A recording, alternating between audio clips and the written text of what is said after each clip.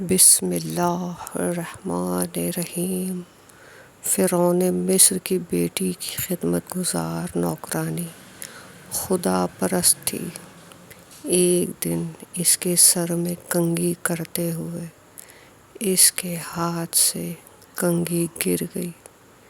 اس نے جلدی سے کنگھی اٹھائی تو اس کے منہ سے خدا کا نام نکل گیا۔ فرعون کی بیٹی نے سوال کیا، کیا میرے باپ کے علاوہ تیرا کوئی اور خدا بھی ہے؟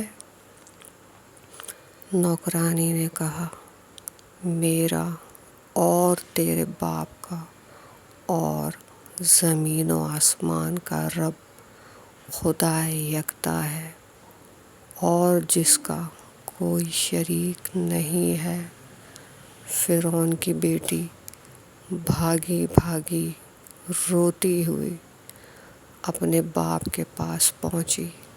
فرعون نے بیٹی سے پوچھا، کیوں روتی ہے؟ کیا قصہ ہے؟ بیٹی نے روتے ہوئے سارا ماجرا کہہ سنایا کہ یہ میری آرائش و زیبائش کی خدمت پر مامور نوکرانی کہتی ہے کہ میرا آپ کا اور اس زمین و آسمان کا رب کوئی اور ہے جو یکتا اور واحد ہے۔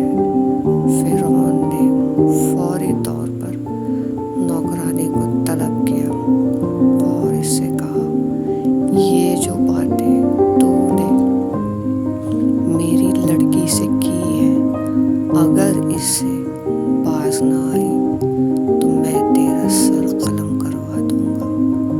لیکن نوکرانی نے اس کی دھمکی کو ٹھکرا دیا اور اپنے عقیدے سے انحراف کے لیے آمادہ نہ ہوئی۔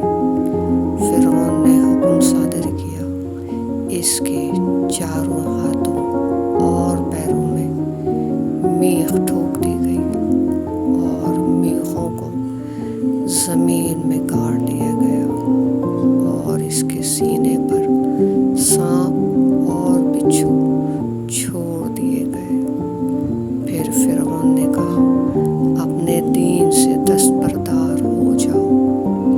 لیکن اس نوکرانی نے فرعون کی بات ماننے سے انکار کر دیا۔